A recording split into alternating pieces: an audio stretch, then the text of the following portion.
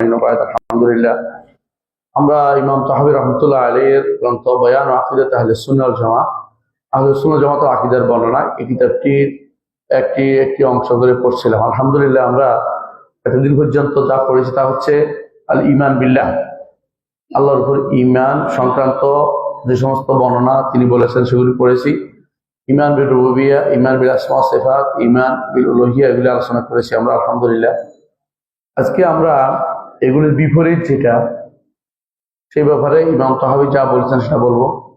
ইমাম তাহাবী কুফর এবং শিরকের ব্যাপারে বিস্তারিত আলোচনা করেননি, কুফর এবং শিরকের ব্যাপারে বিস্তারিত আলোচনা করেননি, কারণ এটা হচ্ছে আকীদা নষ্ট হওয়ার জায়গা। কুফর হচ্ছে আকীদা নষ্ট হয়, আকীদা কিভাবে শুদ্ধ হয় এটা তিনি বলেছেন, কিভাবে নষ্ট হয় এবারে বিস্তারিত আলোচনা করেননি। তবে তিনি কিছু ইঙ্গিত দিয়েছেন, ইঙ্গিতগুলো আমরা শুনবো এবং ব্যাখ্যা করবো ইনশাআল্লাহ। ইমাম তাহাবী রাহমাতুল্লাহ বলছেন যে ওহুয়া মুতাআলিন আনিল আদদাদ ওয়াল আমদাদ। মুতাআল অর্থ কি? মুতাআল শব্দ এমনি অর্থ উপরে, আর উপরে একটা অর্থ হয় কি এই কাজ থেকে তিনি অনেক ঊর্ধ্বে, অর্থ এই কাজটা তিনি করেন না। তখন আমরা বলি এই কাজের ঊর্ধ্বে তিনি, মানে এই কাজের পর তিনি করেন না। এখানে অর্থে মুতাআলিন আনিল আদদাদ, কোন দিক থেকে তিনি অনেক উপরে, তার দিক, তার নিদ এবং দিদ দুটাই নাই। একটা দিদ দোয়া দাল, একটা নু দাল, একটা নু দাল, একটা দোয়া দাল। আগে আসি নিদ কাকে বলে। আল্লাহ তাআলা তার সাথে কোন নিদ হওয়া থেকে তিনি পবিত্র। নিদ এটাই মূলত শিরক, নিদটাই শিরক। আর নিদের বহু বচন হচ্ছে আন্দাদ। কোরআনে কারীমে আল্লাহ তাআলা বলছেন সূরা বাকারার মধ্যে প্রথম যে নিষেধ সেটা কি? ফালা তাজআলু লিল্লাহি আনদাদা ওয়া আনতুম তা'লামুন। আল্লাহর জন্য নিদ সাব্যস্ত করো না জেনে বুঝে তোমরা। আল্লাহর জন্য নিদ সাব্যস্ত করো না। আল্লাহর জন্য নিদ কারা সাব্যস্ত করে, নিদ কিভাবে সাব্যস্ত হয় এটা আলোচনা করব। কারণ নিদ অর্থ কি বুঝলাম? নিদ অর্থ হচ্ছে মত সত্তা, নিদ অর্থ হচ্ছে সদৃশ সত্তা, নিদ অর্থ হচ্ছে মত, তার মত, তার উদাহরণ পেশ করা। নিদ অর্থ হচ্ছে তার মত কারো ইবাদত করা। নিদ অর্থ হচ্ছে তার গুণ নাম কাউকে দেয়া, সব হচ্ছে নিদ সাব্যস্ত করা। আপনার একটা কথা আয়াত বলে দিয়েছেন যার মাধ্যমে এটার পুরোপুরি ব্যাখ্যা চলে আসে যে আল্লাহর জন্য নিদ সাব্যস্ত করা যাবে না। নিদ অর্থ কি তৈরি? তার মতো কোনো সত্তা, তার মতো কোনো নামওয়ালা, তার মতো কোনো গুণওয়ালা, তার মতো কোনো কর্মওয়ালা সাব্যস্ত করা যাবে না। অর্থাৎ সত্তার দিক থেকে, নামের দিক থেকে, গুণের দিক থেকে, কর্মের দিক থেকে তার মতো কেউ হইতে পারে না। অনুরূপভাবে তার মতো ইবাদত পাওয়ার দিক থেকে আরেকটা সত্তা নাই, এটা থেকেও তিনি মুক্ত। নিদ যখন সক্ষমতা আসছে তখন এই সবগুলিকেই বোঝায়। সুতরাং কেউ আল্লাহর সাথে কোনো কিছুতে শরীক হইতে পারে না। লাইসা কামিসলিহি শাই ওয়া হুয়াস সামিউল বাসীর। তিনি তার মর্যাদার কারণে, তার ক্ষমতার কারণে তার কাছে এবং তার উলুর কারণে, সর্বোচ্চ সত্তা হওয়ার কারণে কেউ তার কাছে পৌঁছতে পারে না। আর একটা হলো দিদ। লা দিদ্দা লাহু এমন কথা কোরআন হাদিসে আসে না। কারণ দিদ শব্দের দুটো অর্থ আছে। দিদ অর্থ হলো আল্লাহর বিপরীত নাই। আল্লাহর বিপরীত তো আছে, মাখলুকাত আছে না, আছে। কিন্তু দিদ শব্দের আরেকটা অর্থ আছে, এটা হচ্ছে যে বিপরীত পক্ষে দাঁড়ানোর মতো কোনো ক্ষমতা নেই। এটা হিসেবে ঠিক আছে অর্থ, যে আল্লাহর বিপরীতে দাঁড়াবে, তার নির্দেশের বিরুদ্ধে দাঁড়াবে, তার অর্ডারের বিরুদ্ধে দাঁড়াবে, অথবা তার বিরুদ্ধে কেউ আরেকটা দাবি করবে যে আমারও সৃষ্টি আছে, এরকম কেউ নেই। তার নামগুলোকে আরেকজন বলবো যে আমারও আছে এই নাম, এটা বলার কোনো কেউ নাই। তার গুণগুলোকে কেউ দাবি করবে যে আমারও এই গুণগুলো আছে, এমন কেউ নাই। বুঝছেন? তো বোঝা গেল দিদ নিদ এখানে একটি অর্থে ব্যবহৃত হয়েছে যে আল্লাহ তাআলা কোনো কিছু করতে চাইলে কেউ এর বিপরীতে এটা বাধা দিতে পারে না।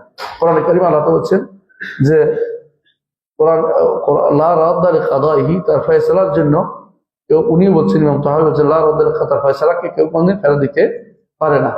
লা মুআক্কিবা লিহুকমিহি, তার অর্ডার পিছনে লাগতে পারে না কেউ, যে তিনি তো অর্ডার দিয়েছেন সূর্য পূর্ব দিকে উঠো, আমি পশ্চিম দিকে উঠাই দিলাম, এমন ক্ষমতা কারো নাই, বিপরীতটা করতে পারবে না। এটা দ্বিতীয় সুবিধা একটা অর্থ। এই জন্য আমরা প্রতিদিন সালাতের পরে কি পড়ি? লা মানিআ লিমা আতাইত ওয়া লা মুতিয়া লিমা মানাত ওয়া লা ইয়ানফাউ যাল জাদ্দি মিনকাল জাদ। আপনি যেটা দিয়েছেন এটা মানা করতে কেউ পারে না, আপনি যেটা দেন নাই এটা কেউ দেওয়ার অধিকার রাখে না। আপনার বিপরীতে দাঁড়িয়ে কেউ ক্ষমতা দেখিয়ে, তার প্রতিপত্তি দেখিয়ে, সম্পদ দেখিয়ে আপনার অর্ডারকে বাস্তবায়নে বাধা দিবে এমন কেউ কোথাও নেই। এজন্য কোরআনে কারিমে আল্লাহ তাআলা সূরা ফাতিরের 2 নম্বর আয়াতে বলছেন, মা ইয়াফতাহিল্লাহু লিন-নাসি মির রাহমাতিন ফালা মুমসিকা লাহা। আল্লাহ যদি মানুষের জন্য কোন রহমতের দ্বার উন্মুক্ত করেন, কোনো ব্যক্তি সেটাকে বন্ধ করতে পারে না। ওয়ালা ওমা ইউমসিকু ফালা মুরসিলা লাহু, যদি তিনি কোনটা বন্ধ করে দেন সেটাকে চালু করে দিতে পারে না। ওয়া মিন বাদিহি ওয়া হুয়াল আজিজুল হাকিম, তিনি হচ্ছেন পরাক্রমশালী আমার হিকমতওয়ালা হুকুমদাতা। তার হুকুম এবং অর্ডারকে কেউ কোনদিন বন্ধ করতে পারে না। তাহলে আমরা দ্বিধ অর্থ বুঝছি, নিদ অর্থ বুঝছি। তাহলে আমরা দুইটা শব্দ কেন আমরা এখতিয়ার করেছি এখানে ওনার বক্তব্য থেকে? দুইটাই আমাদের ইমানের বিপরীতে, যেটা ইমান বিল্লাহর বিপরীতে, এই দুইটাই আসে। আল্লাহ তাআলার যে সমস্ত নাম গুণ, সত্তা, নাম গুণ, কর্ম আছে না, আমরা সবসময় বলে থাকি যে 5টি জিনিস খেয়াল করলে আপনার ইমান শুদ্ধ হবে: আল্লাহর সত্তা, আল্লাহর কর্ম, আল্লাহর নাম, আল্লাহর গুণ, আল্লাহর অধিকার। 5টি জিনিস, এই 5টি জিনিসে নিদ হয়। 5টি জিনিসে নিদ হয়। নিদ মানে কি? শরীক হয়, অংশীদার হয়। তো দলিল কি? নিদ যে অংশীদার, দলিল হাদিসে আসছে। রাসূলুল্লাহ সাল্লাল্লাহু আলাইহি ওয়াসাল্লাম জিজ্ঞাসা করা আছে, ইয়া রাসূলুল্লাহ, সবচেয়ে বড় গুনাহ কোনটি? তিনি বলছেন, আনতা জাআলা লিল্লাহি নিদ্দান ওয়া হুয়া খালাকাকা। তিনি তোমাকে সৃষ্টি করেছেন অথচ তুমি তার জন্য নিদ সাব্যস্ত করতেছ। এই নিদ অর্থ হলো তার পর্যায়ের কাউকে নিয়ে আসতেছ। কিসের মধ্যে? সত্তা অথবা কর্মে অথবা নামে অথবা গুণে অথবা অধিকারে। তাহলে দেখতে পাচ্ছি আমরা ইমাম তাহাবীর বক্তব্য, ওয়া হুয়া মুতাআলিন আনিল আদদাদ ওয়াল আন্দাদ, তিনি দিদ এবং নিদ তার থাকা থেকে তিনি অনেক পবিত্র। এটা তিনি তার জন্য দিদও সাব্যস্ত করা যাবে না, নিদও সাব্যস্ত করা যাবে না। নিদ তার জন্য সাব্যস্ত করা যাবে না। আল্লাহ তাআলার জন্য আল্লাহ তাআলা তার সত্তাতে নিদ কিভাবে হয়? আল্লাহ সত্তাতে নিদ কিভাবে হয়? আল্লাহ সত্তার মতো এরকম সত্তা কারা সাব্যস্ত করে? আল্লাহ সত্তা যারা অস্বীকার করে, যারা আল্লাহ সত্তাকে অস্বীকার করে, তারা আল্লাহ তাআলার জন্য নিদ সাব্যস্ত করে। এরা কারা? নাস্তিকরা। সহজ কথা এটাই, যারা বলে যে জগতের কোনো স্রষ্টা নাই, তারা সৃষ্টির জন্য কোনো স্রষ্টা সাব্যস্ত করছেন, এই হিসেবে তারা কি করছে? নিদ সাব্যস্ত করছে। আবার আরো কারা আছে যারা স্রষ্টা এবং সৃষ্টিকে একাকার করে দেখে, তারাও আল্লাহ তাআলার সত্তার মধ্যে শিরিক সাব্যস্ত করে, বুঝছেন তো? নিদ সাব্যস্ত করে। সত্তা এবং আল্লাহ তাআলার সত্তা এবং স্রষ্টা এবং সৃষ্টিকে একাকার করে দেখে কারা? কয় শ্রেণী? 3 শ্রেণী। 3 শ্রেণী। এক শ্রেণী হচ্ছে যারা মনে করে স্রষ্টা এবং সৃষ্টি এক। স্রষ্টা এবং সৃষ্টি এক, এরা হলো ওয়াহদাতুল উজুদ বা সর্বসর্বা যারা আছে, আল্লাহকে যারা সর্বত্র বিরাজমান বলে, যত কল্লা তত আল্লাহ বলে, যত মানুষ সৃষ্টি মানেই প্রত্যেক সর্বভূতে বাস করে বলে, এরা সব হচ্ছে সর্বসর্বাদের প্রবক্তা। এটা হিন্দু ধর্মের মূল নীতি। হিন্দু ধর্মের বাইরে যায়নি কোনোদিন। এই জন্য শঙ্কর আচার্য, মাধব আচার্য বা মাধবা, এদের যে নীতি, এই 3টার ভিতরে যায় না। স্রষ্টা সর্বভূতে বাস করে, এটা প্রথম শিক্ষা তাদের। এই জন্য আপনি যদি হিন্দু ধর্ম শিক্ষা পড়েন, প্রথম এটা পাবেন, প্রথম লাইনে ছাত্র, হিন্দু ধর্ম বিশ্বাস করে স্রষ্টা সর্বভূতে বাস করে। স্রষ্টা সর্বভূতে বাস করে, এটা হিন্দুদের শিক্ষা। আর আমরা এটা অনেকেই, আমাদের সুফিরা এটা নিয়ে টানাটানি করে, এটা সাব্যস্ত করার জন্য তারা শিক্ষা ক্ষেত্রে এটা উল্লেখ করে, নাউজুবিল্লাহ। এবং এরা যারা আল্লাহকে আশুর উপর মানে না, তারা এরকমই শেষ পর্যন্ত কোথায় মানে? সর্বত্র মানে। এদের দুইটা গোষ্ঠী আছে, আমরা বলেছিলাম। এক গোষ্ঠী হচ্ছে এদের দুইটা গোষ্ঠী। এক গোষ্ঠী হচ্ছে যারা কালাম শাস্ত্রবিদ, তারা কোথাও মানে না। আরেক শাস্ত্রবিদ আছে যারা সাধারণ সুফিবাদী, এরা সর্বত্র মানে। ঠিক উল্টা। কিন্তু কেন? যেহেতু আল্লাহ আসলে মানতে রাজি নাই, এই কোথাও না কোথাও মানতে হবে এই জন্য। আর কেউ আছে প্রশ্ন করলে বলে, এই প্রশ্ন আল্লাহ কোথায়, প্রশ্ন করলে বলে অজু করে আসো, তোমার ইমান শেষ হয়ে গেছে, নতুন ইমান নিয়ে আসো, এই জাতীয় কথাও বলে। অথচ এটা রাসূলুল্লাহ সাল্লাল্লাহু আলাইহি ওয়াসাল্লামের নির্দেশ। জিজ্ঞাসা করছেন একজনকে, সহিহ মুসলিমে আসছে যে রাসূলুল্লাহ সাল্লাল্লাহু আলাইহি ওয়াসাল্লাম জিজ্ঞাসা করেছে আইনাল্লাহ, আল্লাহ কোথায় বলো। তখন তিনি উপরে বলছেন, তখন রাসূলুল্লাহ সাল্লাল্লাহু আলাইহি ওয়াসাল্লাম বলছেন ইমানদার বলেছেন। সুতরাং বোঝা গেল যে আল্লাহ তাআলার সত্তাতে যারা শরীক করে, এদের মধ্যে নিজ সাব্যস্ত করে, এদের মধ্যে ওরা যারা সর্বসর্বাধ বিশেষী। আরেক গোষ্ঠী আছে যারা মনে করে আল্লাহ এবং স্রষ্টা এবং সৃষ্টি আলাদা ছিলেন, কিন্তু স্রষ্টা সৃষ্টির ভিতরে এসে প্রবেশ করে। এরাও আল্লাহর জন্য নিজ সাব্যস্ত করে, আল্লাহ সত্তাতে, বুঝুন তো, আল্লাহ সত্তাতে নিজ সাব্যস্ত করে। তো এরা এর সাব্যস্ত করে। আবার আরেকটা গোষ্ঠী আছে, এরা কারা? এদেরকে বলা হয় এদেরকে বলা হয় হুলুলি, যারা হুসাইন ইবনে মনসুর হাল্লাজের অনুসারী। যারা হুসাইন ইবনে মনসুর হাল্লাজকে যারা বড় করে দেখে, তারা এটার অনুসরণ করে চলে। তারা মনে করে স্রষ্টা সৃষ্টির ভিতরে ঢুকে যায়। আরেকটা গোষ্ঠী আছে যারা মনে করে সৃষ্টি স্রষ্টার ভিতরে যাইয়া লীন হয়, এটা বলে ইত্তেহাদি গোষ্ঠী। এরাও কাফের। এরাও আল্লাহর সাথে কি করে? স্রষ্টার সাথে নিজ সাব্যস্ত করে। তো এরা স্রষ্টা, এর কারণ আল্লাহকে তারা সঠিক মর্যাদা দেয়নি। আরেক গোষ্ঠী আছে স্রষ্টার সাথে সমপর্যায়ের আরো স্রষ্টা হওয়ার দাবি করে। যেমন খ্রিস্টানরা 3 জন, হিন্দুরা অনেকজন, 3 বা আরো বেশি, ওদেরও 3 জন, বড় 3 জন। আবার যারা অগ্নিপূজক তাদের 2 জন, আহারমান, ইয়াজদান, বুঝে আসছে। এভাবে তারা কি করে? নিজ সাব্যস্ত করে। এই গোষ্ঠী সবাই আল্লাহর সত্তার সাথে নিজ সাব্যস্ত করে, আল্লাহর কর্মে নিজ সাব্যস্ত করে। তারা আল্লাহ তাআলার কর্মে নিজ সাব্যস্ত করে, যারা আল্লাহর সৃষ্টিকে, আল্লাহর মালিকানাকে, আল্লাহ তাআলার পরিচালনাকে অন্যের দিকে সম্পৃক্ত করে। আল্লাহর সৃষ্টি করাকে, আল্লাহর মালিকানাকে এবং আল্লাহ তাআলার পরিচালনাকে অন্যের দিকে সম্পৃক্ত করে। এরা কারা?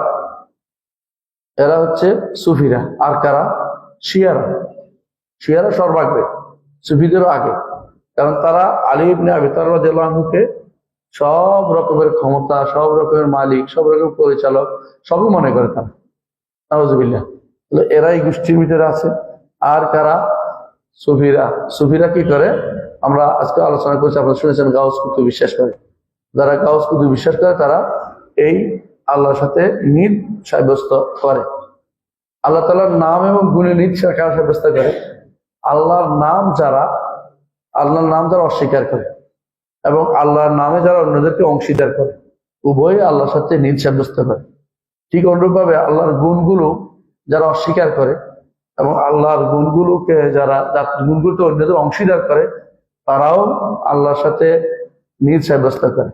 আল্লাহর গুণে অংশীদার করার অর্থ বুঝেন তো? আল্লাহর গুণগুলো মৌলিকভাবে 3টে জিনিসকে সাব্যস্ত করে। আল্লাহর গুণ তো অনেক, কিন্তু 3টে জিনিস সাব্যস্ত হয় এগুলি দ্বারা। একটা হচ্ছে কি? একটা হচ্ছে আল্লাহ তাআলা সর্বময় ক্ষমতার অধিকারী। আরেকটা হচ্ছে আল্লাহ তাআলা সকল জিনিস জানেন। আরেকটা হচ্ছে আল্লাহ তাআলা সকল বিধিবিধান দেন। বুঝছেন তো? আল কুদরাতু, আল ইলমু, আল হুকমু। কুদরত, ইলম, হুকুম, এই 3 জায়গাতে যে ব্যক্তি অন্য কাউকে মানে, সে ব্যক্তি আল্লাহর সাথে শরীক করে। বুঝা হচ্ছে? আল্লাহর কুদরতের সাথে শরীক কারা করে? কারা সাব্যস্ত করে বলেন? সহজ, যারা কুদরতে, যারা মনে করে যে কোনো মাছের বা গজার মাছের বা কারো ক্ষমতা আছে, অথবা পীরের অথবা কবরের ক্ষমতা আছে আমার অবস্থার পরিবর্তন করে দেয়ার, আল্লাহ ব্যতীত অন্য কারো সামান্য তো মনে করতেছে, সেই ব্যক্তি কি আল্লাহর সাথে নিজ সাব্যস্ত করে? বুঝে আসছে? ওলি আল্লাহরা যারা শাহজালালের কবরে যায়, জিয়ারতের বাইরে যায়, জিয়ারতের জন্য যায় না। শুধু জিয়ারত করতে হলে বাবার কবর, মায়ের কবর সুবিধা কি ছিল? শুধু জিয়ারত করতে হলে বাবার কবর কাছে গেলে হয়। তারা ওখানে কেন যায়? কিছু পেতে চায়, কিছু পেতে চায়। যে কেউ মনে করে যে কিছু দেওয়ার ক্ষমতা ওনার রয়েছে, মরা মানুষের রয়েছে, কিছু বলার ক্ষমতা ওনার রয়েছে, সুপারিশ করার ক্ষমতা ওনার রয়েছে, তারা কি, তারা নিজ সাব্যস্ত করছে কিসে? আল্লাহর ক্ষমতার মধ্যে। বুঝে? এই জন্য জাদুকরের কাছে যাওয়াটা কি এই জাতীয়, কারণ জাদু, সে মনে করে জাদু দিয়ে বদলাই ফেলবে, জাদু দিয়ে অমুকের এটা করে ফেলবে, আমার এটা করে ফেলবে। এই জন্য জাদু শিক্ষা এই জন্য নিদ বা শিরিক। বুঝছেন তো? জাদু ছাড়াও যারাই সন্তানের জন্য কার কাছে যায়? কবরের কাছে যায়। সুস্থ হওয়ার জন্য মাজারে যায়। এরা কি চায়? এরা কি মনে করে যে এর ক্ষমতা আছে। যারা মনে করে মরার পরে ওলি আল্লাহদের ক্ষমতা আরো বেড়ে যায়, এরা কি করে? নিদ সাব্যস্ত করে। আল্লাহর জন্য যদি কেউ নিদ সাব্যস্ত করে, সেই ব্যক্তি এর শিরিক করে। আমরা জানি নিদ অর্থই শিরিক। কিন্তু এরা যারা আল্লাহ সবচেয়ে বড় ক্ষমতাবান, কুদরতুল কামলা, পরিপূর্ণ ক্ষমতা নিজের সাব্যস্ত করে, তারা এই জাতীয় শিরিকগুলি করে। যারা এরকম কড়ি লটকায় না, দেখবেন সাদা কড়ি লটকে রাখছে, সুতা তাগা দিয়ে রাখছে, দেখছেন না? তাবিজ বান্ধা রাখছে, বুঝেন না? আবার কিছু জিনিস লটকায় কি জন্য? যে এরা ভালো করে দিবে। এই জাতীয় ভালো করে দিবে মনে করলে এটা কি? শিরক আকবর। নিজ সাব্যস্ত করা হবে আল্লাহর কুদরতের সাথে, আল্লাহর কুদরতের সাথে শিরক সাব্যস্ত করা হবে। আর যদি কেউ মনে করে এটা ভালো করার কারণ, তাহলে ছোট শিরক হবে, শিরকের কম না। ভালো করার কারণ মনে করলে ছোট শিরক, আর যে ভালো করবে মনে করে বড় শিরক। যদি এগুলিতে কোনো কারণ প্রমাণিত হয়, কার্যকারণ, তাহলেও ছোট শিরক হবে। এটা নির্ভর করলে যদি মনে করে আল্লাহ করে দিবে, কারণও প্রমাণিত হয়েছে, যেমন প্যারাসিটামল ল্যাবরেটরিতে প্রমাণিত হয়েছে যে এটার মধ্যে এমন উপাদান দিছে যেটা মানুষের ব্যথা নাশক হয়। বুঝলেন কথাটা? তাহলে এইটা কখন শিরক হবে? যদি মনে করো এটা নিজে নিজে কাজ করে, তাহলে শিরক হয়েছে। বুঝে আসছে? আর যদি মনে করে যে এটা নিজে নিজে কাজ করে, এটা একটা কারণ, আল্লাহ যদি কোনো মঞ্জুর না করে এটা কাজ করবে না, তাহলে তাওহীদ, কোনো সমস্যা নেই। তাহলে তাওহীদ, কোনো সমস্যা নেই। বুঝছেন তো?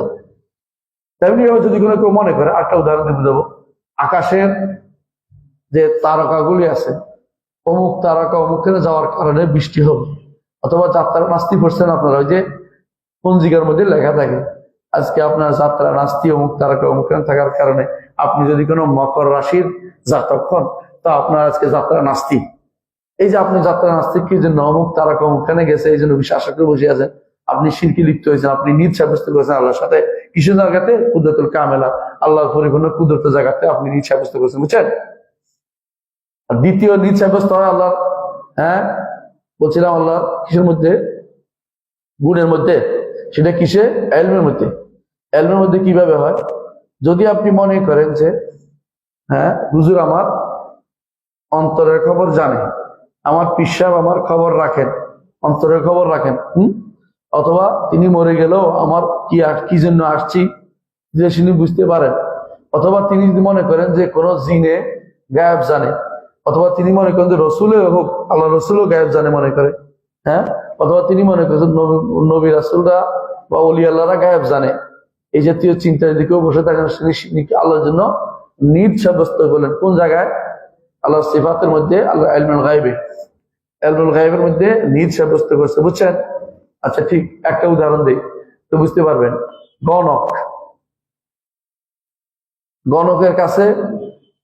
গণকের কাছে কেউ কেউ যায় কি জন্য বলেন তো? জানার জন্য। কি বলেন তো? আমার ভাগ্যে কি আছে না আছে, তাই না?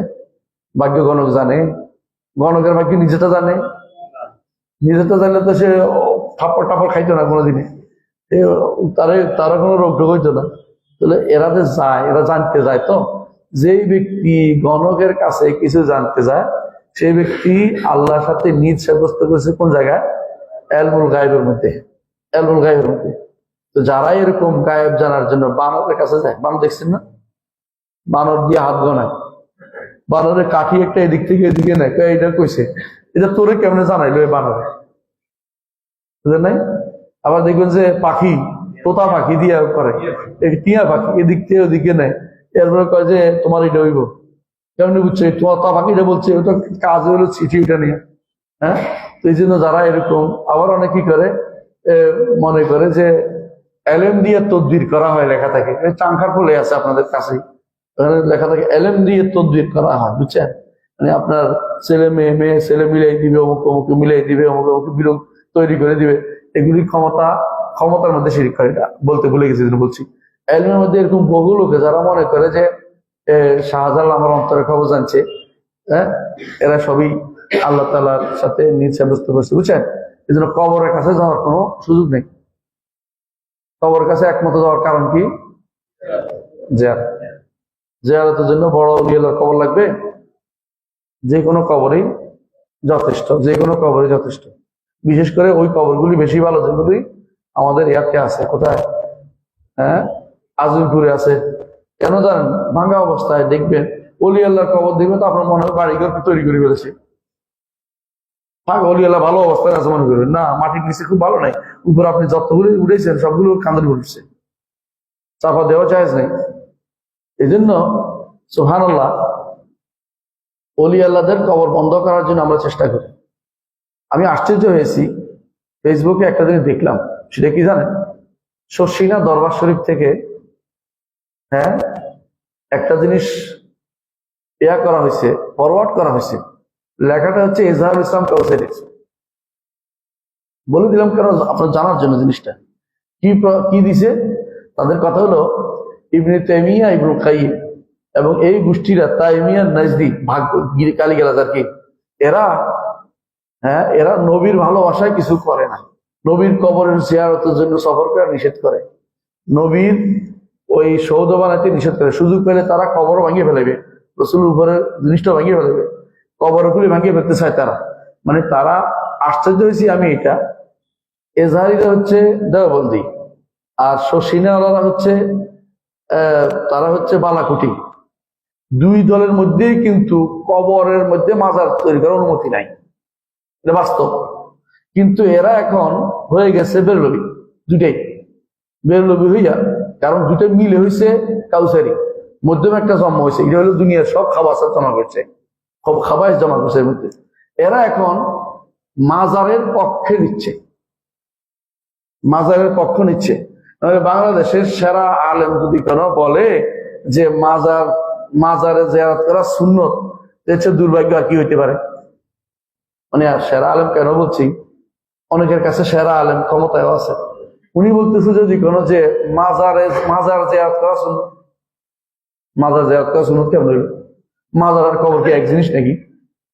কারণ তারা মনে করে মাজারওয়ালার বিশেষ ক্ষমতা আছে, নইলে মাজারের কাছে যাবে কি জন্য? কবর কাছে যাওয়ার কোনো কারণ নাই, কবরওয়ালার জন্য দোয়া করা এটা ছাড়া। অলি আল্লাহর জন্য দোয়া করতে যায় মানুষ? অলি আল্লাহর জন্য দোয়া করতে যায় না, অলি আল্লাহর কবর থেকে ফয়েজ ও বরকত পাইতে চায়। ফয়েজ, হ্যাঁ, রুহানি ফয়েজ, তাও স্বাভাবিক রুহানি ফয়েজ।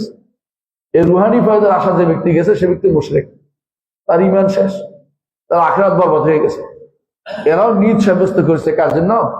আল্লাহর জন্য নিজ সাব্যস্ত করেছে, আল্লাহর জন্য জিদ সাব্যস্ত করেছে। তারা মনে করে যে তাদের অবস্থার পরিবর্তন করে দিতে পারে কে? কবরওয়ালা। আমি এটা পুরোপুরি এত বিশ্বাস করি না। যেদিন আমি একদিন টিভিতে দেখছি, এক সাক্ষাৎকার নেওয়া হচ্ছে, একজন, হ্যাঁ, ইংল্যান্ডে বাস করে একজন, তিনি বড় পয়সাওয়ালা, বাংলাদেশের টিভিতে তিনি সাক্ষাৎকার দিচ্ছেন। তিনি বলতেছেন যে নাম ধরে না, শাহজালালের নাম ধরেন, যে ওনার কারণে আমি এটা পেয়েছি, ওনার দ্বারা এটা পেয়েছি, উনি ওনারে কি দিতে পারে? কোনদিন কেউ বলে এটা ইমান আছে? ইমান নাই। ওনার কারণে কিছু পাই নাই, এটা মিথ্যা কথা। ওনার কারণে আল্লাহ যদি দেয় বলে ছোট শিরিক, আর উনি ব্যবস্থা করে দিচ্ছে বললে বড় শিরিক। উনি সুপারিশ করছে বললেই বড় শিরক। কোন ব্যক্তি মরার পরে কারোর জন্য সুপারিশ করবে না। হাসরের দিন আবার যখন জীবিত হবে তখন অনুমতিক্রমে সুপারিশ হবে। মরার পরে কেউ যদি যাইয়া বলে যে তিনি হে অমুক আমার জন্য সুপারিশ করেন, তাহলে তিনিও শিরক করলেন। কারণ সুপারিশের মালিককে আল্লাহ। আল্লাহ বলছে কুল লিল্লাহি শাফাআতু জামিআন, বলুন যাবতীয় সুপারিশের মালিককে আল্লাহ। এখন যদি মক্কা মদিনা অনেকেই যায় আপনাদের মধ্যে হজ করতে, আমরা যাইয়া বলে রাসূল আপনার সুপারিশ চাচ্ছি, মুশরিক হয়ে গেছে সংগঠন। কি বলতে হবে তাহলে? ইয়া আল্লাহ আমার নবীকে আমার জন্য সুপারিশকারী বানিয়ে দেন, এ আল্লাহকে বলতে হবে। রসুলের কাছে সুপারিশ চাইলেই মুশরিক। কোরআন বন্দির লেখক আপনাদের বড় ঐতিহাসিক চিন্তাবিদ, হ্যাঁ বুঝছেন কিনা, তার কোরআন বন্দি বইয়ের মধ্যে শিরিক লিখছে। কোরআন বন্দি চিনছেন কে লিখছে? হ্যাঁ, শামসুল আরবিন শক্তি শিরকি কথা লিখছে। কি লিখছে? আপনার কাছে রসুল, আপনার কাছে আমাকে মন খুলে দিতে সুযোগ দেওয়া হইল না, পুলিশে ঠেলে বের করে দিছে। এই জন্য কি বিশ্বাস করে এরা? কি বিশ্বাস করে? আপনি মন চিন্তা করে দেখছেন? শিরকি বিশ্বাস করে রসুলের কাছে হ্যাঁ কথা বলতে চায়। আবার কোন কোন গোষ্ঠী গান বানাইছে যার কাছে মন খুলে দেয়া যায়। হ্যাঁ, রসুলের কাছে মন খুলে দিবেন, আপনি কি করবেন? রসুলের মনের কথা রসুল জানে নাকি? হ্যাঁ, রসুলকে অন্তর্যামী মনে করলে মুশরিক। কথা বলছেন কিনা? সুতরাং মনে রাখবেন, রাসূলুল্লাহ সাল্লাল্লাহু আলাইহি ওয়াসাল্লাম সহ কোন ব্যক্তির কাছে আপনি সুপারিশ চাইতে পারবেন না। সুপারিশ চাইলে আপনি মুশরিক। কারণ এটা কার হক? আল্লাহ। আল্লাহর জিনিস বান্দার কাছে চাওয়া যায় না। যেটা বলেছি কুদরতুল কামিলা কার? আল্লাহ।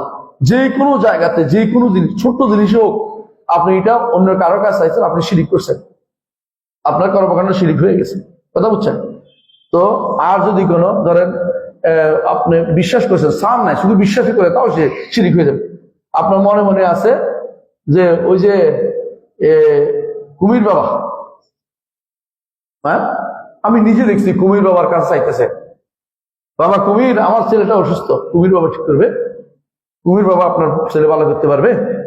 তাহলে মনে মনে বিশ্বাসও থাকে যে উনি দেখতেছে, উনি আমার পরিবর্তন করবে, উনি গাড়িটা উল্টে দিবে। এই বিশ্বাসের কারণে সে ব্যক্তি কোথায় শিরক করছে? আল্লাহ তাআলা ইলমুল গায়বের জায়গাতে শিরক করছে। 3 নম্বর একটা গুণের কথা বলছি, মনে আছে কি? হুকুম। আল্লাহ তাআলা হুকুমে যারা শিরক করে এরা কারা? যারা মনে করে বিধান দেওয়ার ক্ষমতা, হ্যাঁ জীবন বিধান দেওয়ার ক্ষমতা কার? মানুষের। যারা মনে করে বিধান দেওয়ার ক্ষমতা কোনো পীরের, শরিয়া দেওয়ার ক্ষমতা কোনো ব্যক্তির, নিজে কোনো সালাত আবিষ্কার করছে, নিজে কোনো নিয়ম আবিষ্কার করছে ইসলামের শরীয়তে, তারা সবাই কোথায় শিরিক করছে? আল্লাহ তাআলার হুকুমের মধ্যে শিরিক করছে। অথচ আল্লাহ তাআলার হুকুম এটা এত গুরুত্বপূর্ণ জায়গা যেখানে শিরিক করার অর্থ হচ্ছে আপনি কঠিনভাবে শিরকে লিপ্ত হলেন। আল্লাহ তাআলা এই জন্য বলছেন ওয়ালা ইউশরিক ফি হুকমি আহাদা, আল্লাহর হুকুমের মধ্যে কেউ কাউকে তারা শরিক করে না। আল্লাহর হুকুমের মধ্যে শরিক করা বড় নিষিদ্ধ। কারণ হুকুম, দেখেন আল্লাহর নাম হুকুম, হাকাম। আল্লাহর গুণ হচ্ছে হুকুম দেয়া। খেয়াল করছেন? আল্লাহর নাম হাকাম, আল্লাহর গুণ হচ্ছে হুকুম দেয়া, আর হুকুম মানা হচ্ছে বান্দার কাম। এখন আপনি এগুলিতে শিরিক করবেন যদি কোনো আপনি আল্লাহর গুণ, হুকুম দেওয়ার গুণটা, বিধান দেওয়ার গুণটা, শরীয়ত দেওয়ার গুণটা অন্য কাউকে দেন, অন্য কেউ শরীয়ত দিতে পারে মনে করেন, তাহলে আপনি মুশরিক হয়ে যাবেন। ইমাম হোক, ইমাম আবু হানিফা, মালিক, শাফি, যার কথাই বলেন না কেন, তারা কেউ শরীয়ত দেওয়ার বিধান রাখে না। আর আপনারা যারা আজ বিভিন্ন আইন শরীয়ত ভিত্তিক চালু করছে, বাগাড়ম্বর করে এক মহিলা বলছিল যে আমি নারী পুরুষ সমান করে দেবো আইন করে, সে ব্যক্তি কার ভূমিকা গেছে বলেন? সেটা আল্লাহর ভূমিকা পালন করতে যাচ্ছিল। এই মহিলা আল্লাহর ভূমিকা পালন করতে যাচ্ছে। এখনো যারা আল্লাহর বিধানকে, যারা নিজেরা বিধান প্রবর্তন করে আল্লাহর বিধানের জায়গা প্রতিস্থাপন করে, এরা সবগুলি আল্লাহর হুকুম গুণের সাথে শরিক করে। বুঝছেন? এমনকি যদি কোনো সলাতও দেয়, নতুন একটা সলাত বানিয়ে দিছে, আল্লাহর জন্যই দিছে, তারপরে এটা কি হবে? শিরিক হবে। কারণ সে এই বানানোর ক্ষমতা তাকে দেয় নাই। সারেকে আল্লাহ তাআলা কার মাধ্যমে করেন? তার নবীর মাধ্যমে। কিয়ামত পর্যন্ত আর কেউ শরীয়ত দেওয়ার ক্ষমতা রাখে না, বিধান দেওয়ার ক্ষমতা রাখে না। এই বিধানের জায়গা তো এরা শরিক করে। এরা ওমারা এবং ওলামা দুই শ্রেণী। এর প্রমাণ হচ্ছে রাসূলুল্লাহ সাল্লাল্লাহু আলাইহি ওয়াসাল্লাম দরবারে আদী ইবনে হাতিম রাদিয়াল্লাহু আনহু আসছেন। আয়েশা বললেন, কি বললেন? আদী ইবনে হাতিম রাদিয়াল্লাহু আনহু তিনি বসার রাসূল তেলাওয়াত করছিলেন। আদী ইবনে হাতিম খ্রিস্টান হয়ে গেছিল, বুঝছেন তো? খ্রিস্টান হওয়ার কারণে রাসূলুল্লাহ সাল্লাল্লাহু আলাইহি ওয়াসাল্লাম যাকে যেটা দিয়ে ধরতে হবে এটা আলোচনা করতেছেন। কোরআনে কারিমে আল্লাহ তাআলা বলেছেন, ইত্তাখাযু আহবারাহুম ওয়া রুহবানাহুম আরবাবা মিন দুনিল্লাহ। তারা তাদের পাদ্রীদেরকে, সংসার বিরাগীদেরকে রব বানাইছে। তো কি বললো? আদী ইবনে হাতিম বলল, আমরা তো তাদের ইবাদত করি না, রব হইলে ইবাদত করতে হয়। বলে যে না, তোমার তাদের রব কোথায় বানাও? তারা যখন হালাল করে দেয় তোমরা হালাল হিসেবে নাও, তারা যখন হারাম বলে তোমরা হারাম হিসেবে নাও। তিলকা ইবাদাতুহুম, এটাই তো ইবাদত। ওরা হারাম করছে রব হিসাবে, তোমরা মানছো কি হিসেবে? মারবুব হিসাবে। এই তো তারা রব হিসেবে রবের জায়গা গেছে, আর তোমরা মানার কারণে তোমরা ইবাদত করছো, তো তোমরা তো শিরিক করছো তাদের সাথে। এই জন্য আল্লাহ তাআলা কোরআনে কারীমে বলছেন, ইত্তাখাযু আহবারাহুম ওয়া রুহবানাহুম আরবাবা মিন দুনিল্লাহ। কথা বুঝছেন? ধরেন আপনাকে বললো, যেমন আইয়ুব খান কি একটা আইন করে দিল। কি করে দিল? যে নাতিরা ছেলেদের সাথে সমান ওয়ারিশ হবে, নাতিরা ছেলেদের সাথে ওয়ারিশ হবে। কথা বুঝছেন?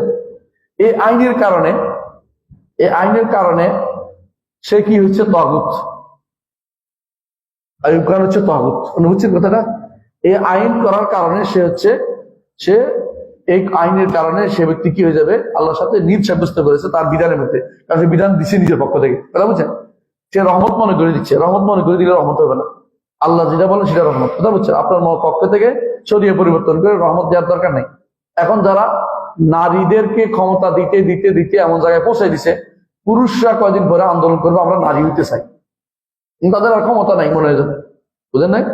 অনেকে কান্নাকাটি করেও পারে না যে আমি তো তালাক দিব, সুযোগ রাখে না। তালাক দিলে কেস করবে কি যে নারী নির্যাতন করছে, এটা তো মহাবিপদ দাঁড় করাই দিচ্ছে। পুরুষরাও কেস করা উচিত। আমি তো মনে করি যে এই 18 নম্বর ক্লজের মধ্যে আছে না যে তালাক হওয়ার ক্ষমতা দেওয়া হয়েছে কিনা, এইটা করলে আরেকটা কলাম বাড়ানো উচিত। 19 নম্বর বা 20 নম্বর একটা কলাম বাড়ানো উচিত। বিয়ে করছে এই শর্তে যে সে কোনোদিন পরকিয়া করতে পারবে না, পরকিয়া করলে আমার মাহার ফেরত দিতে হইবে, আমি তো আরেকটা কি করতে পারি। কথা বুঝলেন না? এত কষ্ট করে বিয়ে শাদী করছে, পয়সা খরচ করে, এরপরে সে পরকিয়া করলে আরেকজন চলে গেলে ইজ্জত কোথায় গেল? সম্পদও চলে গেল, ইজ্জত গেল, বাড়ি করে চলে গেল। বুঝলেন আপনি? তার আরেকটা ঘর করা উচিত যে কোন নারী যদি কোনো পুরুষের সাথে এরকম ব্যবহার করে তার মাহার ফেরত দেওয়া উচিত, এবং তার শাস্তিটা যেন আল্লাহ শরীয়ত মোতাবেক সে ব্যবস্থা করা উচিত। কারণ তারাও তো এখন বেশি স্বাধীনতা পাই উল্টা পাল্টা করতেছে। আল্লাহর বিধান যারা নিজেদের পক্ষ থেকে দেয় তারা কি আল্লাহর হুকুমের মধ্যে নিজেদেরকে বসাইছে, হুকুম গুণকে নিজেদের দাবি করছে। আর যারা সেটা মানবে, প্রশ্ন হচ্ছে এটা দ্বিতীয়টা আসতেছে, যারা এগুলি মেনে নিবে তারা কোন জায়গায় আছে? তারা আল্লাহর ইবাদতে শরীক করতেছে। তাহলে আমরা এতক্ষণ যা বলেছি খেয়াল করেন, আল্লাহর জাতের মধ্যে অনেকে শরীক করে, আল্লাহর কর্মে অনেকে শরীক করে, আল্লাহর আসমাতে নামে গুণে শরীক করে, আল্লাহর গুণে অনেকে শরীক করে। তাহলে সবকিছু হয়ে গেল, বাকি রইল একটা। এটা কি? আল্লাহর ইবাদতে উলুহিয়াতে কারা শরীক করে? আল্লাহর উলুহিয়াত বলতে বোঝায় তিনটি জিনিস মৌলিকভাবে। একটা হচ্ছে মানুষ যে সমস্ত ইবাদত অন্তর দিয়ে করে, মানুষ যে সমস্ত ইবাদত মুখে করে, মানুষ যে সমস্ত ইবাদত অঙ্গ প্রত্যঙ্গ দিয়ে করে, সবগুলিতেই অন্তর থাকতে হয়। বুঝে আসছে? আল্লাহ তাআলার ইবাদত আমরা করি, অন্তরে কি কি ইবাদত করি? আল্লাহকে ভালোবাসি, আল্লাহকে ভয় করি, আল্লাহর কাছে আশা করি, আল্লাহর উপর ভরসা করি। এই কোনো একটা যদি কোনো কেউ আল্লাহ ছাড়া অন্য কারোর জন্য আল্লাহকে যেরকম ওরকম ভাবে করে, তাহলে কি হবে? শিরিক হয়ে যাবে। তাই বলে আমি বলছি না কেউ বাঘের ভয় পাইছে শিরিক হয়েছে, এটা না। অথবা বউকে ভালোবাসতে শিরিক হয়েছে, এটা না। বরং বাঘের ভয়, এইটা উদ্দেশ্য হচ্ছে এমন ভয় যে ভয়টা গোপন ভয়, কোনো কারণ নাই, সঙ্গত কারণ নাই, সামনে বাঘ আসে নাই, বুঝলেন না কথাটা? ভয়টা মনে মনে আপনি বাঘের ভয়ে মরে যাচ্ছেন, বাঘের ভয়ে আপনি কি কিছু সেবা দিচ্ছেন, বাঘ যেন আমার না খায় এই জন্য কি পেলাম একটা কিছু একটা দান করলাম, তাহলে বোঝা গেল আপনি কি আছেন? শিরকি লিপ্ত আছেন। কথা বুঝছেন? অনুভব ভরসার ক্ষেত্রে একই রকম। ভরসা কারো আল্লাহ ছাড়া কারোর জন্য হয়ও না, এটা সরাসরি শিরক হয়ে যায়। আরেকটা আছে ভালোবাসা। ভালোবাসা শিরক কখন হয়? যখন ভালোবাসা আল্লাহ তাআলা তাকে ভালোবাসার পর্যায়ে পৌঁছাবে। এটা কিভাবে বোঝা যাবে? বোঝা যাবে সহজ। আল্লাহর ভালোবাসলে নামাজ পড়বেন, আল্লাহর ভালো না বাসলে নামাজ বাদ দিয়ে অন্য কাজ করবেন, সহজ। প্রথমে গুনার পর্যায়ে থাকে, পরে কি হয়ে যায়? তা বেপরোয়া হয়ে যায়। যখন মনে করবেন এটা যে দুনিয়া একদিকে যাক, আমার এখন টাকার দরকার, আমি কিছু বুঝি না, হালাল হারাম বুঝি না, টাকার দরকার, তখন সে কার ইবাদত করছে? টাকার ইবাদত করছে। বুঝছেন তো? বউকে খুশি করার জন্য দুনিয়া সব কিছু করতে রাজি আছে, হালাল হারাম তোয়াক্কা নাই, বোঝা গেল বউর ইবাদত করতেছে। তুই স্বামীকে খুশি করার জন্য বউ উল্টাপাল্টা করতেছে, বোঝা গেল যে কিসের? স্বামীর ইবাদত করতেছে। অর্থাৎ আল্লাহ তাআলার বিধানের কোনো তোয়াক্কা না করে যে ব্যক্তি বিপরীতটা করবে, সে ব্যক্তি সেটার ইবাদত করে। এই জন্য প্রবৃত্তির ইবাদত করে। কওমে লূত কিসের ইবাদত করতো? প্রবৃত্তির ইবাদত করতো। বর্তমানে যারা আইন করতেছে কিসের জন্য? সমকামিতার জন্য। তারা কিসের ইবাদত করে? প্রবৃত্তির ইবাদত করতেছে। কথা বুঝেন? কারণ তারা এটাকে প্রাধান্য দিচ্ছে। চাপে পড়ে দিলে কারো এটা আলাদা কথা, কিন্তু যদি কোনো ইচ্ছাকৃত উইলিংলি করে, সেই ব্যক্তি কি ইবাদত করতেছে? চাপে পড়েও দিতে পারে কখন জানেন? ক্ষমতার প্রিয়তা, তার ক্ষমতায় থাকতে হবে যে কোনো মূল্যে, এই জন্য দরকার হলে আমাকে আইন পরিবর্তন করতে হবে, আল্লাহর বিধান পরিবর্তন করতে হবে, এই চিন্তা যে ব্যক্তি করছে, ক্ষমতার ইবাদত করতেছে। কথা বুঝছেন? সে এখন ক্ষমতার ইবাদত করতেছে। তাহলে বুঝতে হবে মানুষ কি করে, বিভিন্ন রকমের ইবাদতে মানুষ বিভিন্ন ভাবে লিপ্ত রয়েছে। অন্তর ইবাদত দেখা যায় না, কিন্তু বোঝা যায়, কর্মকাণ্ডে বোঝা যায়, কর্মকাণ্ডে বোঝা যায়। ঠিক অনুরূপভাবে এটা তো হলো অন্তর ইবাদত। মুখের ইবাদত, জিকির গুলো কার জন্য? আল্লাহর জন্য। আপনি অন্য কারো খুশির জন্য জিকির করতেছেন, তাহলে কি হবে? শিরক হবে। বুঝা যাচ্ছে? উদ্ধার কামনা কার কাছে? আল্লাহর কাছে। অন্য কারো কাছে চাইলে শিরক হবে। অনুরূপভাবে দোয়া কার কাছে? আল্লাহর কাছে। অন্য কারো কাছে দোয়া করলে শিরক হবে। কথা বুঝছেন কি? আল্লাহর কাছে তো আপনি দোয়া করবেন, আল্লাহ জানেন। আপনি বলেন যে আপনার কাছে দোয়া করতেছি, আমরা তাহলে শিরক হয়ে যাবে। জীবিত মানুষের কাছেও দোয়া করতে পারে না। জীবিত মানুষের নেদা করতে পারে, চাইতে পারে, ভাই আমার বিপদে আছি, একটু দেখি, আমরা টাকা থাকলে দেন। কিন্তু যে জিনিস বান্দার হাতে নাই, এটা সবাই মানে হচ্ছে শিরক করা। কথা বুঝছেন? মরার পরে কোনো ব্যক্তি কোনো সুপারিশ করতে পারে না। মরার পরে কোনো ব্যক্তির কাছে, কোনো কবরের কাছে, কোনো মাজারের কাছে কিছু চাইলেই কি হবে? শিরক হয়ে যাবে। এটা কি হবে? আল্লাহর সাথে নিদ সাব্যস্ত করা হবে। আল্লাহর সাথে নিদ সাব্যস্ত করা হবে। অনুরূপ ভাবে ধরেন আপনি 3 নম্বর যেটা কর্মকাণ্ড, কর্মকাণ্ডে শিরক কেমন? কর্মকাণ্ডে শিরক হচ্ছে আল্লাহর জন্য যে সমস্ত কাজ করতে হয়, ওইগুলি বান্দার জন্য করছেন, খুশি করার জন্য। বুঝলেন? আল্লাহর জন্য কি হতো? সালাত, যাকাত, সওম, হজ কাজ জন্য করবেন, আল্লাহর জন্য। সিজদা, রুকু, এগুলো কাজ জন্য করবেন, আল্লাহর জন্য। কবরকে একটা সিজদা করে দিয়েছেন, কি হয়েছে? শিরক। বুঝলেন না? তাহলে কাজটা আপনি কার জন্য করছেন এটা দেখার বিষয় রয়েছে। যেই কাজ আপনি, যে কাজটা আল্লাহর জিনিস, আল্লাহর জন্য হওয়া দরকার, এটা আপনি কার জন্য করছেন? কোনো বান্দাকে জন্য করেছেন, কোন সৃষ্টির জন্য করেছেন, কোন কবরের জন্য, মাজারের জন্য, ওলির জন্য, পীরের জন্য, অথবা নবীর জন্যই করছেন, কি হবে? এটা শিরক হয়ে যাবে। আল্লাহ ছাড়া কারোর জন্য এটা করতে পারবেন না। কথা বুঝছেন তো? ঠিক আনুগত্যের মাসালা একই রকম। আনুগত্য বুঝছেন তো? আনুগত্য কি দিয়ে হয়? অন্তর দিয়ে হয়। অন্তর দিয়ে হয়। আপনি আনুগত্য করতে করতে, আল্লাহ আনুগত্য করতে আপনি আদিষ্ট, কিন্তু আনুগত্য কার করছেন? আপনার বসের। বুঝলেন নাই? বসের আনুগত্য করতে গিয়ে আপনি কখনো কখনো শিরকে লিপ্ত হন, আপনি জানেন না। এই জন্য আনুগত্যের মধ্যেও কি আছে? শিরক আছে। যে ব্যক্তি আনুগত্যের নাম দিয়ে আল্লাহ তাআলার বিরোধী জিনিসকে বাস্তবায়ন করবে, সেই ব্যক্তি অবশ্যই শিরকে লিপ্ত। ধরেন কেউ আইন করলো যে নারী এখন থেকে, মেয়েরা ছেলেরা সমান পাবে বাবার সম্পত্তিতে। যিনি আইন করছে তিনি কি? শিরক করেছেন। যিনি এই আইনকে মেনে নিয়ে বাস্তবায়ন করতে গেছেন, তিনি শিরক করেছেন। কথা বুঝছেন তো? এটা তো আশির্গত বলে, আনুগত্যের শিরক। আনুগত্য আমার আর কোনো কাজ নাই, আমি হাত পা বাঁধা, যারা আমাদের জজ সাহেবরা বলে না, এরা আনুগত্য শিরক করে। আবার যারা মেনে নিচ্ছে, ওরাও শিরক করতেছে। তাহলে দেখেন কত রকমের শিরক হচ্ছে এক একটা বিধানের মধ্যে। বুঝেন? অনুরূপ ভাবে যারা ধর্ম নিরপেক্ষতা চালু করছে, ওরা যারা এটাকে বিশ্বাস করছে, ধর্মনিরপেক্ষতা বিশ্বাস করে, তারা তো এমনিতেই মুশরিক, তারা তো আল্লাহকে মানে না। কথা কথা এটাই, কারণ আল্লাহকে বিধানদাতা মানে না। অর্থাৎ তারা মনে করে ঘরের ভিতরে থাকতে পারে দিন, কিন্তু আমার কাছে দিনের কথা বলবে না। দিনের কথা বললে মৌলবাদী, দিনের কথা বললে আরো কত কিছু করছি, পাকিস্তানি করে দিব দূর সুযোগ পাইয়া। দিনের কথা বললে আজে বাজে কথা বলে, বুঝেন না? হ্যাঁ, অথবা আরো কত রকমের নাম তো আছে। তো এইটা এরা প্রথমে শিরিক করে, তারপরে যখন তারা এটাকে ধর্মনিরপেক্ষতা বাস্তবায়ন করতে যায়, হ্যাঁ, সংবিধানে লিখছে তারা শিরিক করছে।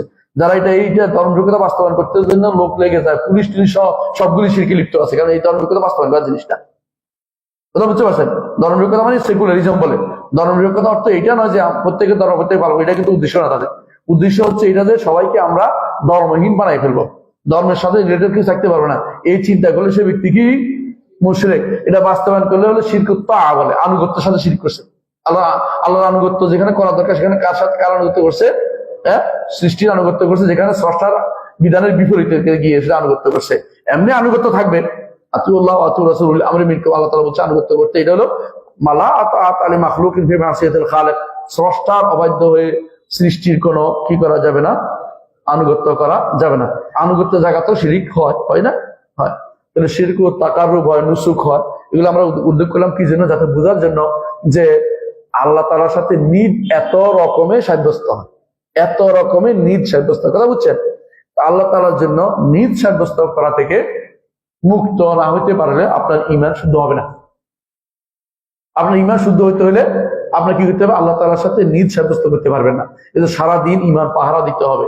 কত রকমের যে ঈমান চলে যাবে তার হিসাব নাই। এটা সাবধানে থাকতে হবে এবং প্রতিদিন দোয়া করতে হবে, আল্লাহুম্মা ইন্নী আউযু বিকা আল্লাহুম্মা আউযু বিকা নুশরিকা বিকা ওয়া আনা আ'লাম ওয়া আস্তাগফিরুকা লিমা লা আ'লাম। এই দোয়া বারবার করতে হবে, আল্লাহ আমি জেনে বুঝে আপনার সাথে শরীক করা থেকে আশ্রয় চাচ্ছি আপনার কাছে, আর না বুঝে যদি কিছু করে থাকি তাতে আপনার কাছে ক্ষমা চাচ্ছি। এটা হলো না বুঝে কিছু করে জানি না বলে ক্ষমা চাচ্ছেন, খেয়াল করেন। কিন্তু যদি আপনি জানেন যে হয়ে গেছে, তখন ক্ষমা চাওয়া তো বাধ্যতামূলক, আবার ঈমান নবায়ন করা বাধ্যতামূলক, তাজদীদুল ঈমান বাধ্যতামূলক।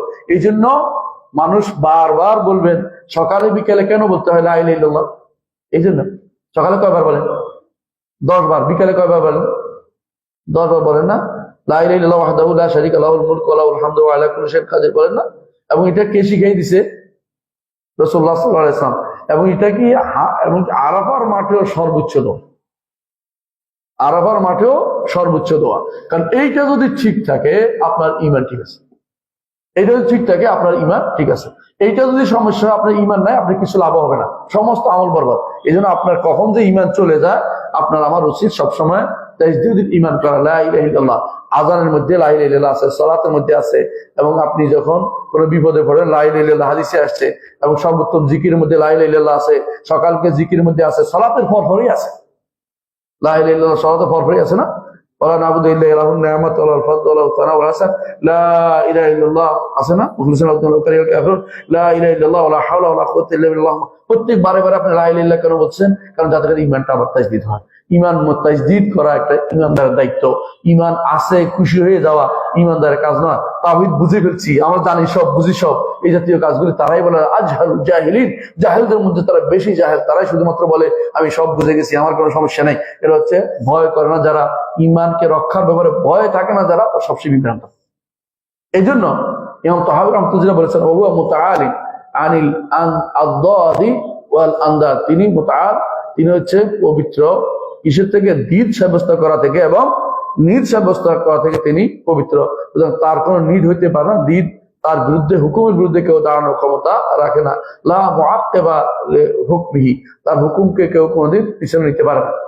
তারপর তিনি বলেছেন, তাকাদ্দাসা আন কুল্লি সুইন ওয়াহিদ, প্রত্যেক খারাপ এবং নষ্ট যে কোনো জিনিস থেকে, ধ্বংসাত্মক কোনো কিছু থেকে তিনি পবিত্র। বুঝে আসছে? আল্লাহ তাআলা কোনো সুহীন, একই অর্থে, কাছাকাছি অর্থে, যে কোনো খারাপ জিনিস থেকে তিনি কি? পবিত্র। খারাপ জিনিস থেকে পবিত্র। তানজিহ ওয়া তানাজ্জাহ আন কুল্লি আইবিন ওয়া শাই, যে কোনো দোষ ত্রুটি থেকে তিনি মুক্ত, যে কোনো দোষ থেকে তিনি মুক্ত। এই তানজিহের জায়গাটা দেখেন, পবিত্র করার জায়গাটা, এই জায়গাটা তিনি বলেছেন। আল্লাহ তাআলা সিফাতের ক্ষেত্রে অনেকেই কি করে, আমরা কোরআন সুন্নাহ আসা জিনিসটাকে তারা মনে করে যে এগুলি দ্বারা আল্লাহ তানজিহ সাব্যস্ত হচ্ছে না। তানজিহ কি? পবিত্রতা সাব্যস্ত হচ্ছে না। কিন্তু পবিত্রতা তো ওইটা থেকে সাব্যস্ত করবে, জিকুলে নাফসি, ত্রুটি থেকে পবিত্রতা সাব্যস্ত করতে হবে আল্লাহ তাআলাকে, যে কোনো ত্রুটিমুক্ত গুণ থেকে। আর সাব্যস্ত করতে হবে আল্লাহ তাআলাকে সাদৃশ্য থেকে আসছেন, সাদৃশ্য থেকে ত্রুটি পবিত্র সাব্যস্ত করতে হবে। আপনি কোরআন সুন্নাহ যা আসছে এগুলি দিয়ে পবিত্র সাব্যস্ত করবেন, এটা তো ঠিক না। এগুলো তো আপনি সাব্যস্ত করতে হবে। এগুলি থেকে পবিত্র করার অর্থ হচ্ছে আপনি কি করছেন? অস্বীকার করছেন। অস্বীকার করে আবার আপনি শিরকে পড়ে যাচ্ছেন। এই জন্য আল্লাহ এবং তার রাসূল যেটা বলে এটার মধ্যে আইবও নাই, এটার মধ্যে শাইরও নাই, এটার মধ্যে সুও নাই, এটার মধ্যে হাইরও নাই। কিন্তু আল্লাহ এবং রাসূল যেটা বলেনি সেটা সাব্যস্ত করা হচ্ছে আপনার জন্য আল্লাহর জন্য আল্লাহ তাআলাকে পবিত্র সাব্যস্ত না করা। আর আল্লাহ যেটা এর বিপরীতে আল্লাহর মতো কিছু সত্য সাব্যস্ত করা, কোন দিক থেকে এটা হলো পবিত্র সাব্যস্ত না করা। অনুরূপ ভাবে আল্লাহ তাআলা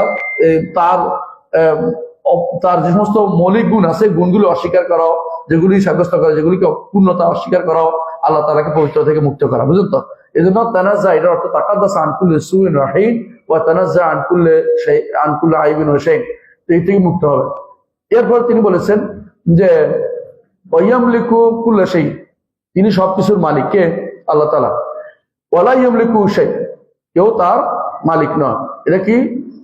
ওয়ালা গিনা আনিল্লাহি তাআলা তারফাতাইন, আল্লাহ থেকে কেউ ক্ষণিকের জন্য বিমুখ হতে পারে না।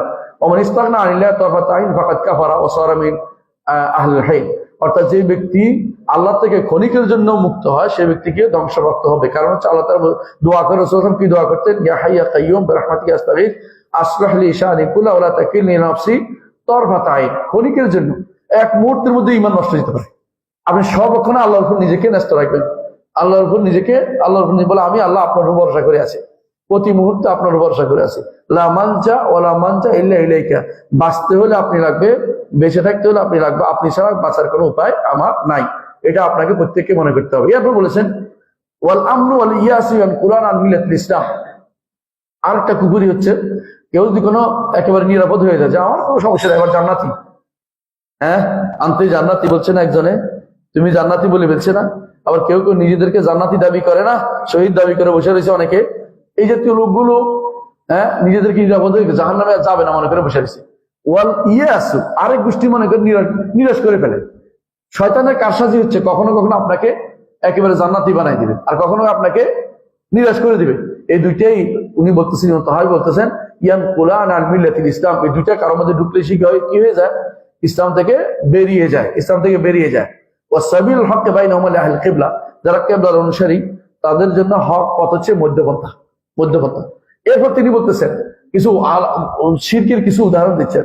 ওয়ালা নুসাদ্দিকু কাহিনা, আমরা বিশ্বাস করব না গণককে। গণককে বিশ্বাস করলে কি হয়? শিরিক হয়, নিদ হয়। কেন গণককে বিশ্বাস করে নিদ হয় বলেন তো? আল্লাহর এলমের মধ্যে কি করছে? শরিক করছে। কারণ গণক কোনো এলম গায়েব এলম জানে না, মিথ্যা কথা। ওয়ালা আররাফা, অনুভব যারা কি করে? দাবি করে যে আমি সব জানতাম, কিতাব দেখে বলে। এটা হলো গণক এক জিনিস, আর আররাফ আরেক জিনিস। বুঝছেন তো পার্থক্য কি? গণকে গণনা করে বসে হিসাব করে বসে, আর আররাফ কিছু না, এমনি বলে আপনার এটা হবে, আমি জানি। এই জাতীয় কথা যারা বলে, দুই গোষ্ঠী আছে, বুঝলেন? দুই গোষ্ঠীকে আমরা বিশ্বাস করবো না। কে বলছে?